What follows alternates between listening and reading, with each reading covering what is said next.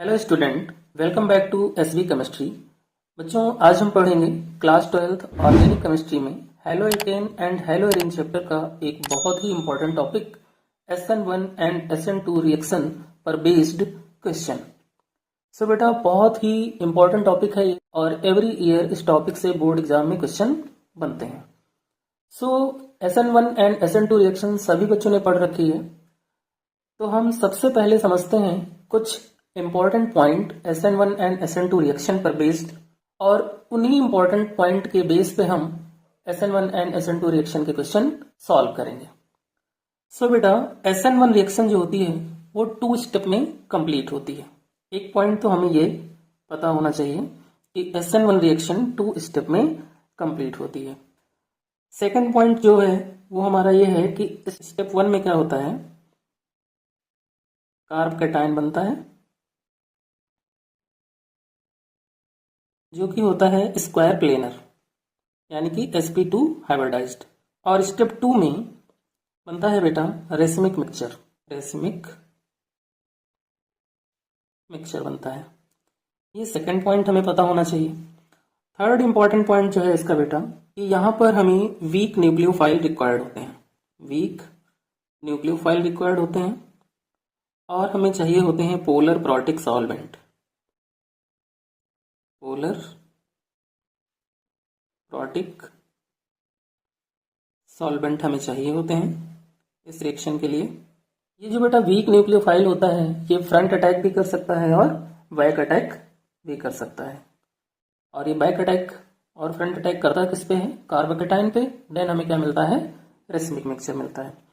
Fourth important point जो है इसका बेटा वो है हमारा रिएक्टिविटी ऑर्डर। तो इसकी जो बेटा रिएक्टिविटी है वो डिपेंड करती है कार्बोकेटाइन की स्टेबिलिटी पर। किस पर डिपेंड करेगी, कार्बोकेटाइन की स्टेबिलिटी पर डिपेंड करेगी। तो यहाँ पर जो रिएक्टिविटी ऑर्डर होता है बेटा वो होता है 3 डिग्री, 2 डिग्री और 1 डिग्री, ये इसका रिएक्टिविटी ऑर्डर हो। बट जब यहाँ पर बेटा बेंजाइलिक हैलाइड हो, एलाइलिक हैलाइड हो, उस कंडीशन में जो बेंजाइलिक हैलाइड होंगे, बेंजाइलिक हैलाइड जो होंगे वो सबसे ज़्यादा रिएक्टिव होंगे। उसके बाद एलाइलिक होंगे, और एलाइलिक में 3 degree, 2 degree, 1 degree allylic halide में। उसके बाद रिएक्टिविटी आती है बेटा 3 डिग्री एल्काइल हैलाइड की, 2 डिग्री एल्काइल हैलाइड की, और फिर 1 डिग्री एल्काइल हैलाइड की। ये होता है बेटा इसका रिएक्टिविटी ऑर्डर, यानी कि सबसे ज़्यादा जो रिएक्टिव हैं वो बेंजाइलिक हैलाइड हैं, उसके बाद allylic halide 3 degree, 2 degree, 1 degree, और उसके बाद alkyl halide 3 degree, 2 degree, 1 degree. तो ये 4 इंपॉर्टेंट जो पॉइंट है बेटा ये हमें पता होने चाहिए। SN2 रिएक्शन के लिए भी कुछ इंपॉर्टेंट पॉइंट हैं, वो भी हमें पता होने चाहिए। फर्स्ट पॉइंट जो है वो है ये कि ये 1 स्टेप में कंप्लीट होती है, ये 1 स्टेप में कंप्लीट होती है। सेकेंड पॉइंट जो है वो है कि यहाँ पर हमें मिलती है ट्रांजिशन स्टेट, ट्रांजिशन स्टेट मिलती है, उसके बाद हमारा जो है प्रोडक्ट बनता है। उसके बाद थर्ड पॉइंट जो है बेटा यहाँ पर हमें रिक्वायर्ड होते हैं स्ट्रॉन्ग न्यूक्लियोफाइल, और हमें चाहिए होता है polar aprotic solvent, polar aprotic solvent हमें यहाँ पर रिक्वायर्ड होता है।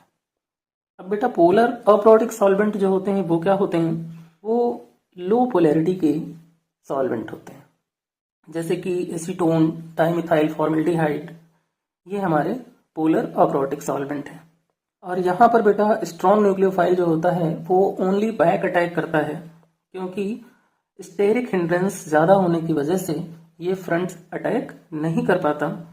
और यहाँ पर जो बेटा प्रोडक्ट बनता है वाल्डन इन्वर्जन कंपाउंड, यानी ट्रांजिशन स्टेट के बाद यहाँ पर हमें मिलता है वाल्डन इन्वर्जन कंपाउंड मिलता है। ओके बेटा। और फोर्थ इंपॉर्टेंट पॉइंट जो है बेटा वो है इसकी रिएक्टिविटी का। इसका जो रिएक्टिविटी ऑर्डर होता है बेटा वो डिपेंड करता है स्टेरिक हिंड्रेंस पे। तो जितना कम स्टेरिक हिंड्रेंस होगा एल्काइल हैलाइड पर उतना ज़्यादा वो रिएक्टिव होगा, इसलिए यहाँ पर रिएक्टिविटी ऑर्डर बनता है 1 डिग्री, 2 डिग्री, 3 डिग्री। ये बेटा 4 इंपॉर्टेंट पॉइंट हैं जो कि हमें पता होने चाहिए, फिर हम इजीली सॉल्व कर सकते हैं SN1 एंड SN2 रिएक्शन पर बेस्ड क्वेश्चन।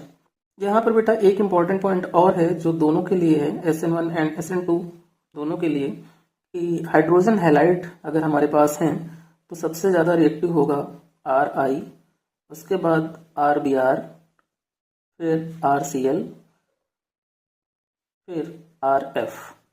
ये हाइड्रोजन हैलाइड के टर्म में रिएक्टिविटी का ऑर्डर है, जो कि SN1 के लिए भी है और SN2 के लिए भी है।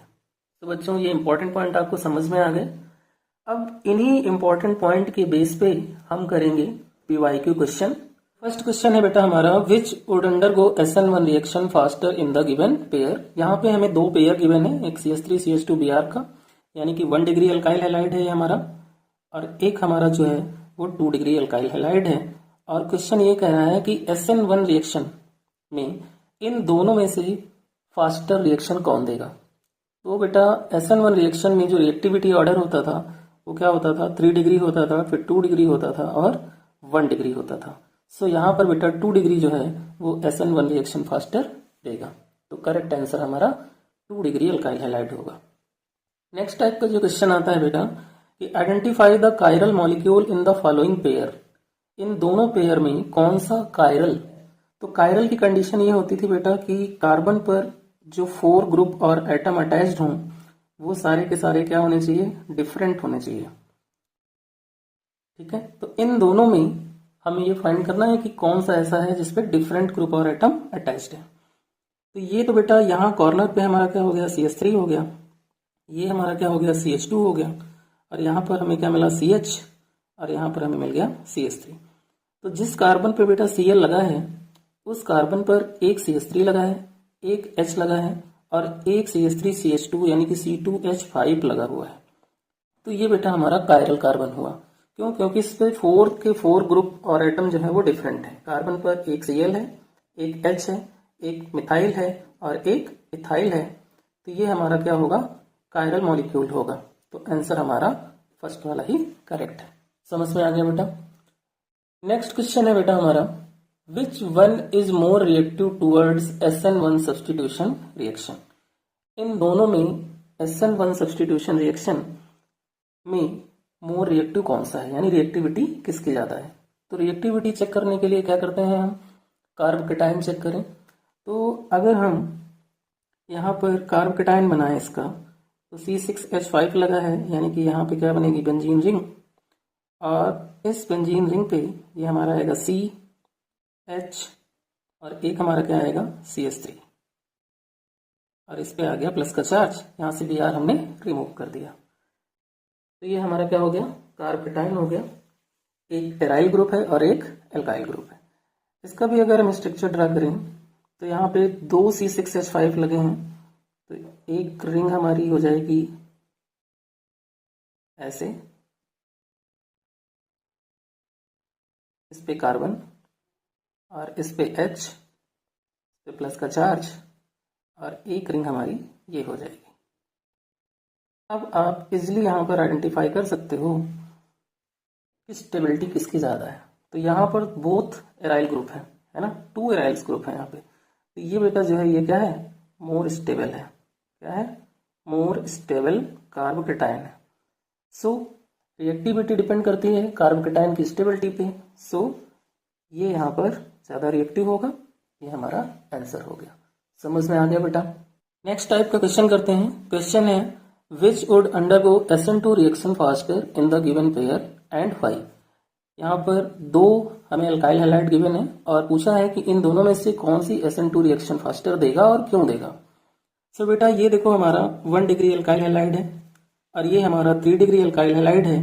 तो SN2 में जो रिएक्टिविटी ऑर्डर होता था बेटा वो 1 डिग्री होता था, फिर 2 डिग्री होता था और 3 डिग्री होता था। ऐसा होता क्यों था, क्योंकि 3 डिग्री में अल्काइल ग्रुप 3 होते थे, इसलिए उसका स्टेरिक हिंड्रेंस बढ़ जाता था, जिससे उसकी रिएक्टिविटी कम हो जाती थी, है ना।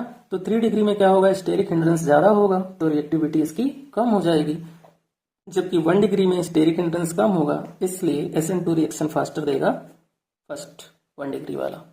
नेक्स्ट टाइप का क्वेश्चन है बेटा, predict the order of reactivity of 4 isomeric bromobutane in SN1 reaction.